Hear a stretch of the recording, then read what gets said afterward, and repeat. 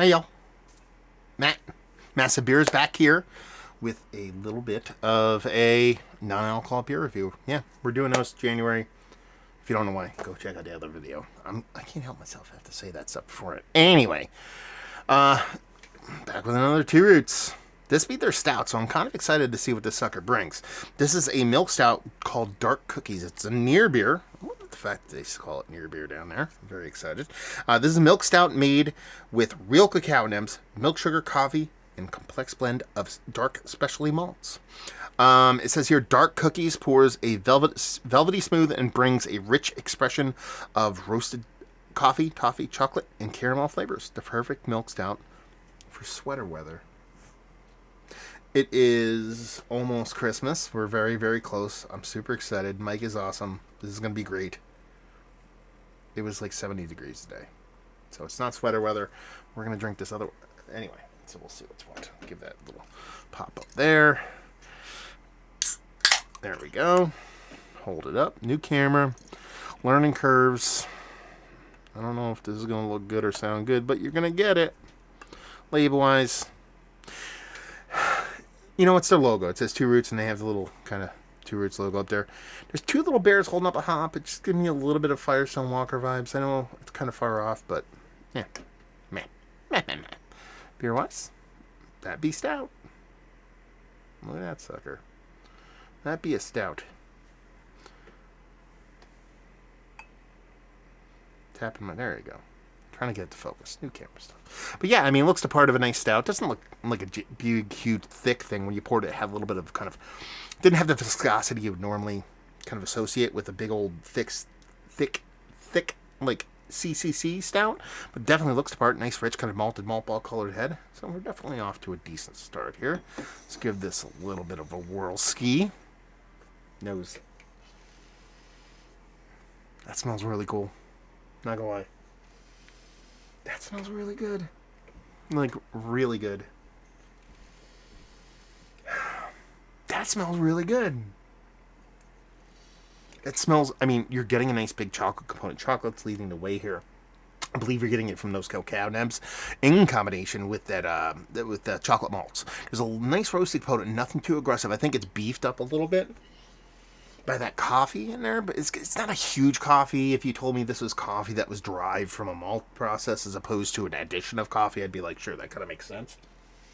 But you're definitely getting those kind of macchiato, little chocolate coffee vibes, but nothing too aggressive. There's that bittering in here, which I kind of appreciate. Not over the top, or perception of what is going to be bittering for all you kind of sensory snobs out there. And you do get that lactose portion of the show. It's not heavy-handed. It smells like a milk stout. It doesn't smell like a milkshake stout. It doesn't smell like a super lactosey stout. It smells like a traditional kind of milk stout, like an oatmeal milk stout with a nice chocolate roasty component to it. So we're diving in. Cheers, y'all.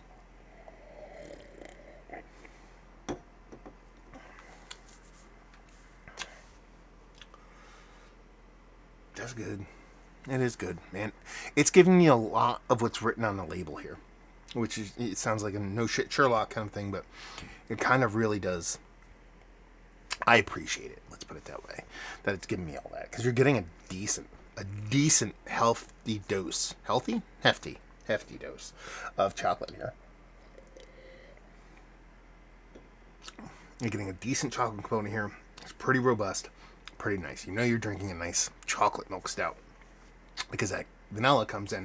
It gives you this nice kind of soft little lactose vanilla thing. It's not over the top. Again, not like a milkshake kind of level of sweetness and lactose vanilla-like kind of vibes, but enough to give you that kind of decadent kind of Christmas cookie kind of thing going on with it without getting too desserty. There's a nice bittering here. The roasted malts and hops are bringing you a nice kind of bittering to help bounce off some of that sweet on sweet, even though, I wouldn't classify it as an overly sweet beer, especially for its style, but the bittering is appreciated. The biggest miss here for me, and I use that word miss very, very kind of, what's the word? What would I want to say? I don't mean it that much. That's what I mean. There's a fancier word I could use there, but I forget what it is. Mouthfeel. it just lacks a little bit of mouthfeel, especially for a milk stout. You know, if I were to guess at what this beer's ABV would be if it wasn't a non-alcoholic beer, I would, or what they would want it to be. Let's put it that way. It'd be something they'd be hitting probably, or try to hit around 8% for what they're trying to do here, 7 to 8%. You're gonna get a nice mouthfeel at that ABV level. You're just missing that here. I think that is.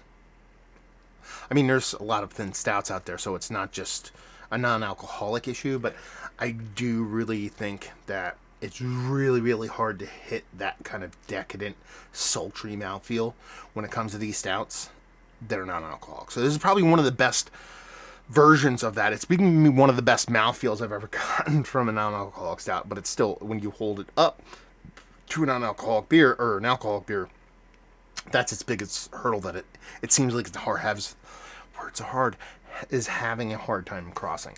But if you kind of temper your expectations in that realm, because that's what you have to do. I mean, you're just not going to get that mouthfeel, or at least they haven't figured out, or they as a whole, non-alcoholic brewers as a whole, have a really hard time figuring out that mouthfeel. Everything else is here. You know, from the way the beer plays, the way the chocolate plays, the way the lactose plays, the way the coffee kind of beats that bittering up, adds this little bit of kind of dark, slightly acidic roastiness, but I think it works in here. I think it's a really tasty beverage. I think it's a really tasty beer. It just happens to be non-alcoholic. I think that's a good thing. But yeah, I mean, this is, 3 for 3 with these guys. Just have one more beer to come through with these. It's their base IPA. I'm really curious to see where that one lands. Like I said, I'll reserve judgment of what my favorite is out of the group when I get towards the end. But I think this might be the leader in the clubhouse for all the two root stuff that I've had. Just really tasty stuff, man. Honestly, just a really tasty beer from a brewery that obviously knows what they're doing when it comes to non-alcoholic stuff. So yeah, it's definitely up there as far as some of my favorite. Price point, $11, sixer. Buy 2, you get free shipping. That doesn't suck. Hopefully that's normal, not just holiday stuff. There you go. I want to know if you guys have had these. Let me know if you've had some two-root stuff, or if you've had stouts in general. If you've had some of these stouts from some of these non-alcoholic breweries, have you had ones that have really blown you away? What are some of your favorite ones? Have you had a lot of experience with two-roots? What have been your thoughts with them? Are you a non-alcoholic beer drinker? Give me all that stuff. Kind of curious about this stuff. A little different, what we typically serve here. Both from a video standpoint, changing everything up, to content. We'll see what's what. So it's kind of fun. I'm digging, diving into these beers. Let's put it that way. So there you go. Hopefully you guys enjoyed the video. Hope to see you next time. Cheers, all.